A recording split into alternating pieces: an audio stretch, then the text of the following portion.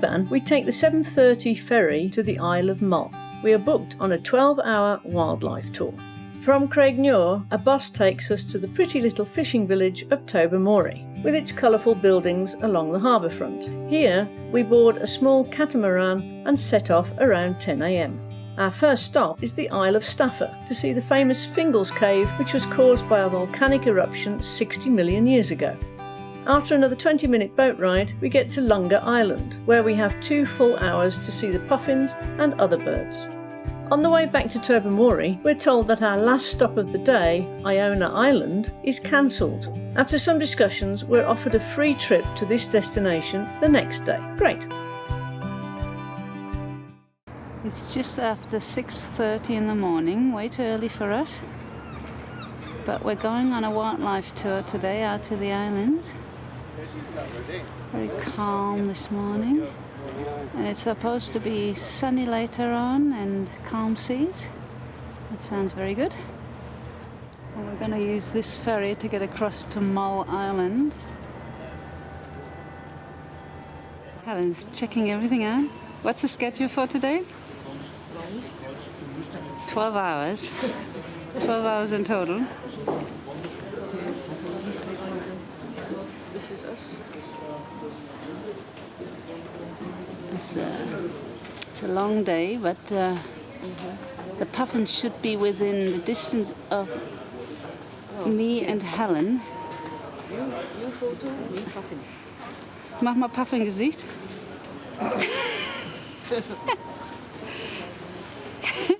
It's not bad. We improved during the day because we've never seen puffins, so I'm sure by the end of the day Helen's going to be my puffin. Your attention please, the vessel now almost times. This is 7:30 sailing for Craignure Mull. This vessel is now boarding from Gate 1. With all passengers, please make sure your tickets are separated and ready for scanning. I'm going to board the ferry.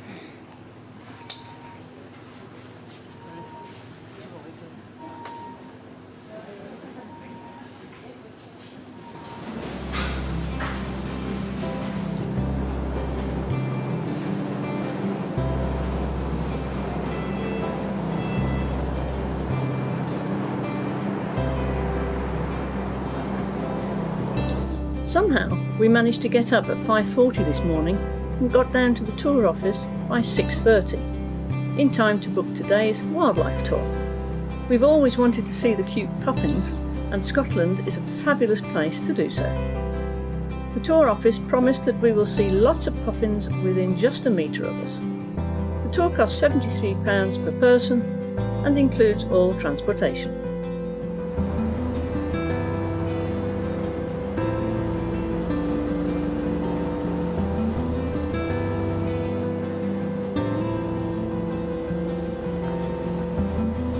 On our way out of Oban harbour, we passed the Donnelly Castle ruins.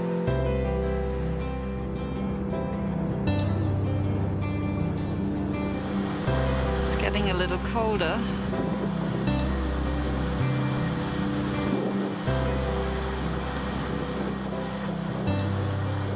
This is an excellent thing.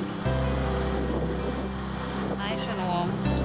The wind is freezing this morning.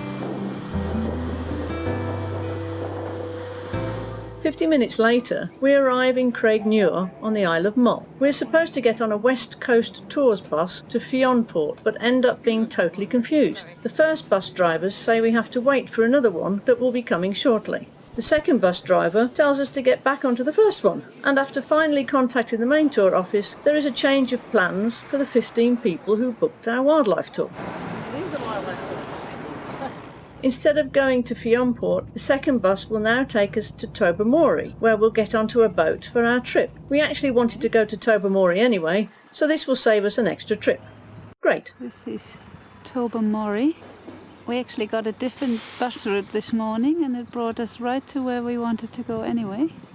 After getting off the bus, we have 20 minutes to take a quick look at Tobermory, a pretty little fishing village with colourful buildings. It's the capital of the Isle of Mull. The village was founded as a fishing port in 1788 and has a population of about 1,000.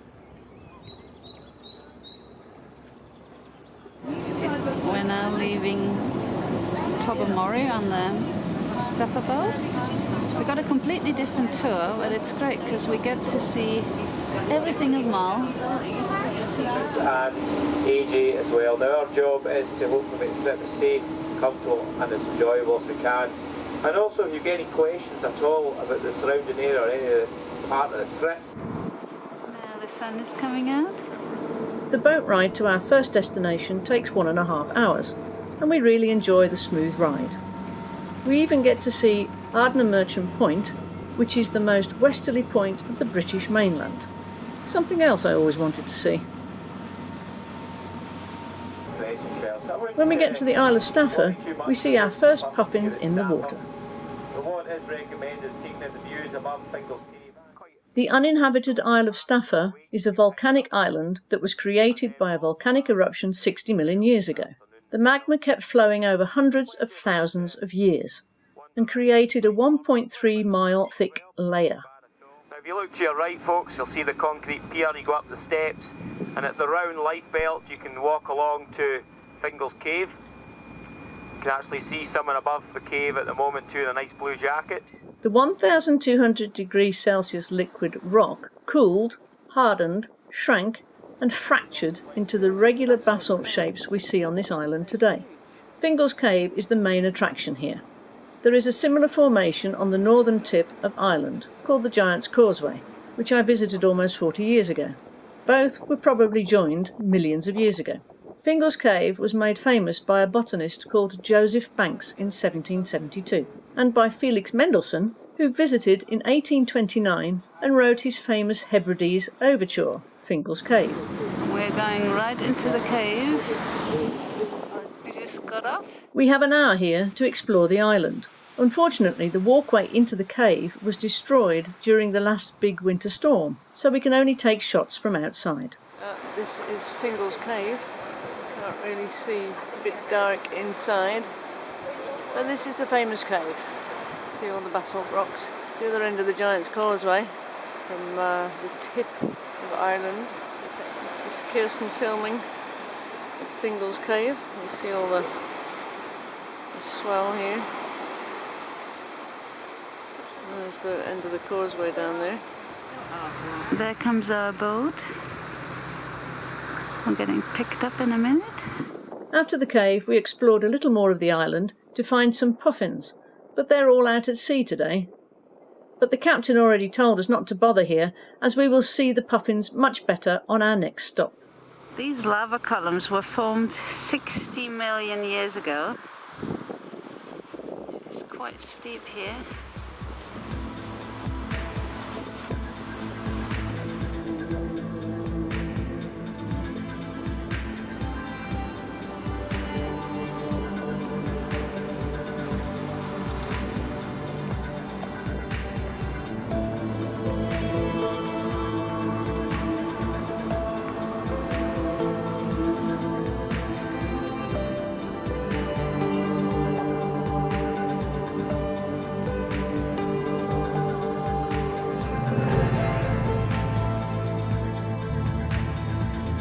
It's only 20 minutes to Lunga Island, also uninhabited and home to many breeding birds, including the famous puffins. A plastic bridge is used to get us on shore. Lunga, which is also of volcanic origin, has been described as a green jewel in a peacock sea. It was inhabited until the 19th century and still bears the remains of black houses, a traditional type of house which used to be common in Ireland, the Hebrides and the Scottish Highlands. The remains of the ruined village, abandoned in 1857, lie in the northeastern part of the island. We have 2 full hours here to explore everything. Okay folks, we'll make your way up to Point 2, Lewis is at the other end. So I want you to go up to the wooden post on your path and then up to the white arrow area. Great, beautiful, thank you. Thank you. Here we go. And the hard rock is square? It's a bit weird here. Kind of very wobbly. Puffins breed in large colonies on coastal cliffs or offshore islands, nesting in crevices, among rocks, or in burrows in the soil. Outside the breeding season, from August to the beginning of April, puffins spend all their time at sea. In the spring, mature birds return to land, usually to the colony where they were hatched. They are usually monogamous, but this is the result of their fidelity to their nesting sites rather than to their mates, and they often return to the same burrows year after year.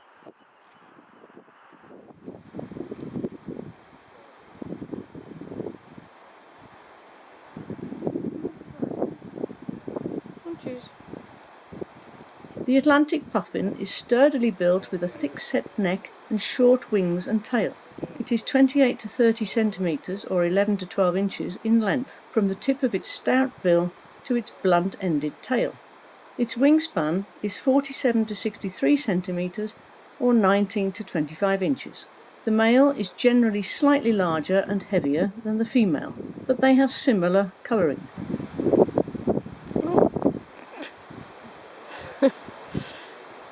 Was that 9 psi? It just came out the back there? I think so. Oh, now he's having a flap.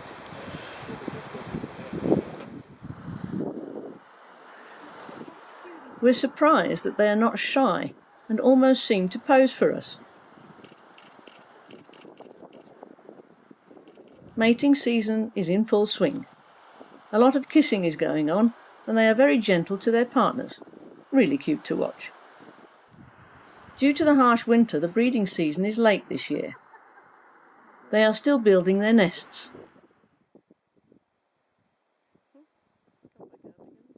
Early arrivals get the best locations, the most desirable nesting sites being the densely packed burrows on grassy slopes just above the cliff edge, where takeoff is more easily accomplished.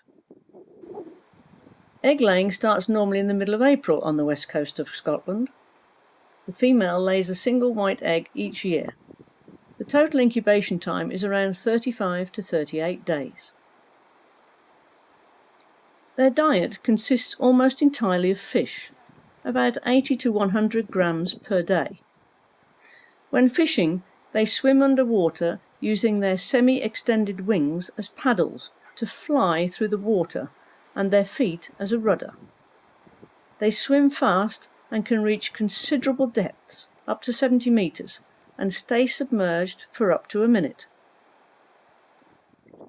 On land, they look very clumsy and remind us of penguins in the Antarctic. But they are excellent flyers. In the air, they beat their wings rapidly up to 400 times per minute in swift flight, often flying low over the ocean's surface. They can reach a speed of up to 90 kilometres an hour or 55 miles an hour. The landing is really awkward though. They literally fall out of the sky and belly flop on the ground, which is really funny to watch, but hard to get on camera.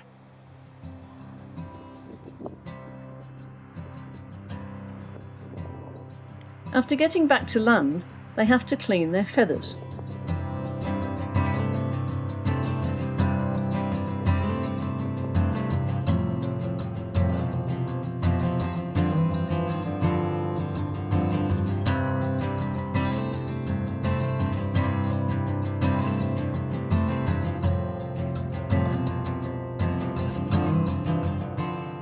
Razorbills also breed on Lunga Island. They are closely related to the puffin and are distributed across the North Atlantic.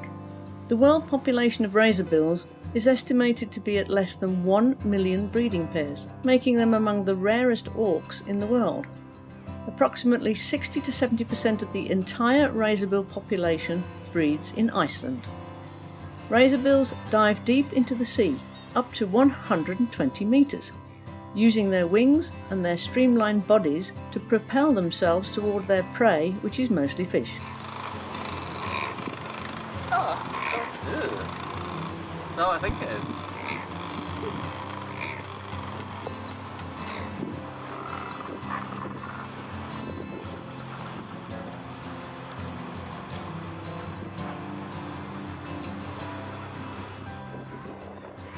Harp Rock on Lunga Island is absolutely covered with breeding birds.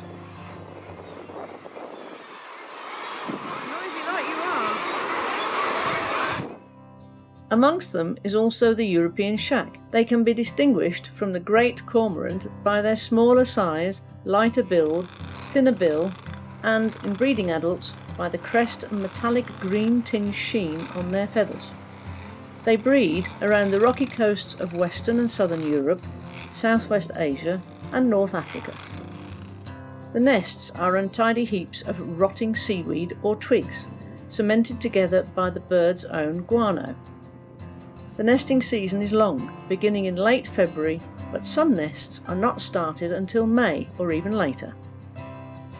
3 eggs are usually laid. Both adults breed and feed the chicks. Incubation time is around 53 days.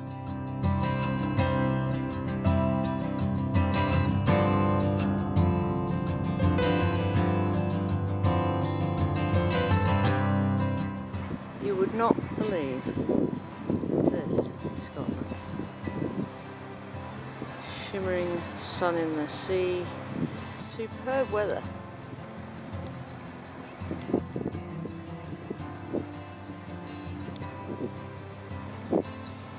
And there's the brown green-eyed red monster scaring off the birds.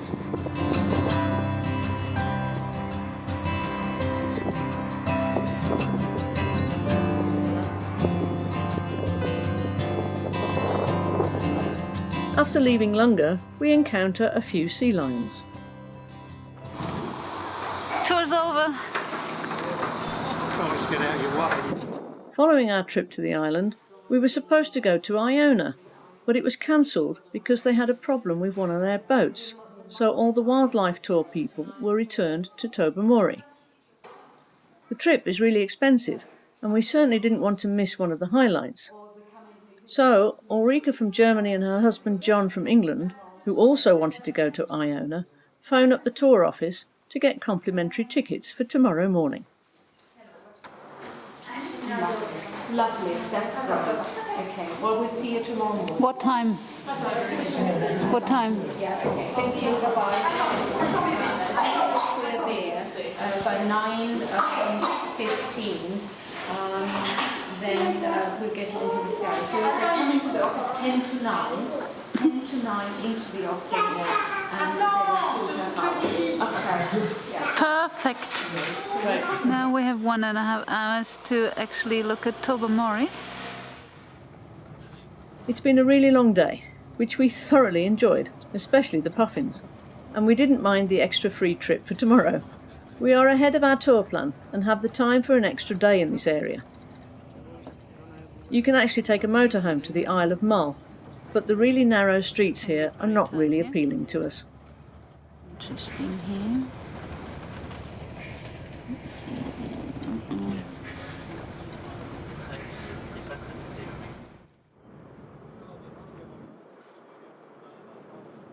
It's already 8 p.m. by the time we get back to Oban.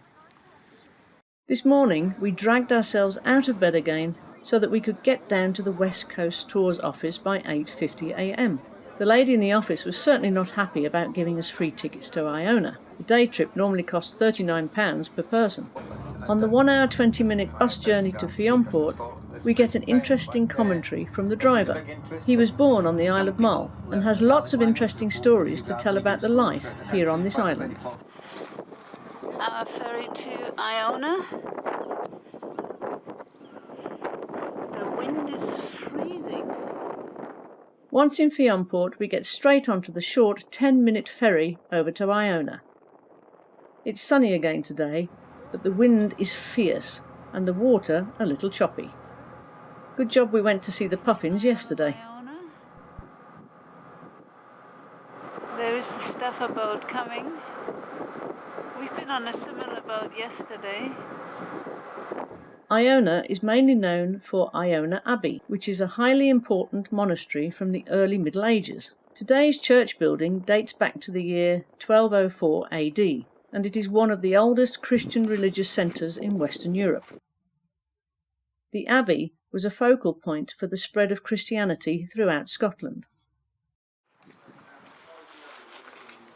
We just got through the rainstorm. Now the sun's back out. After taking a look at the famous Abbey, we explore the other side of the island. Farming is the main industry here. It is also the home to rich Europeans, mostly from Holland. You can see it's a lot more choppier today. We were on the right boat yesterday and we're going on the ferry.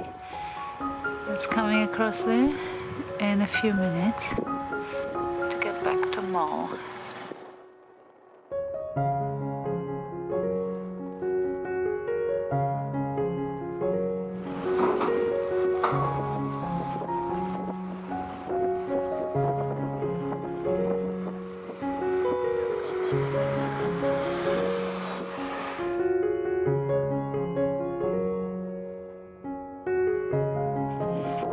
It's racing for the best seats on the bus.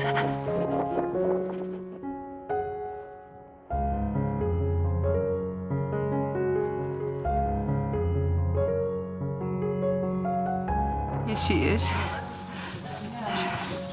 At least we got our seats back. Yes. Who was racing with you? The Frenchies. They were behind, but no, they wanted to get in front. Barging first. I thought, no, that's not good. Not with Helen. If Helen's not amused, I know what I'm talking about. Too slow because I sprinted. You did. The road between Craignure and Fiamport is single lane for the whole 39 miles, and the bus has to go over 2 very narrow bridges.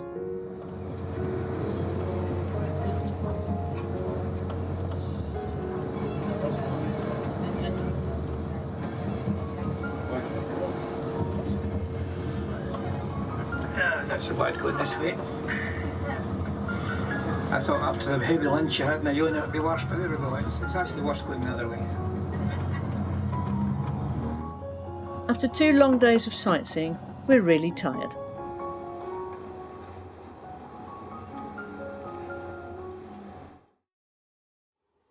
In our next video, we visit 2 castles and the longest staircase lock in Britain.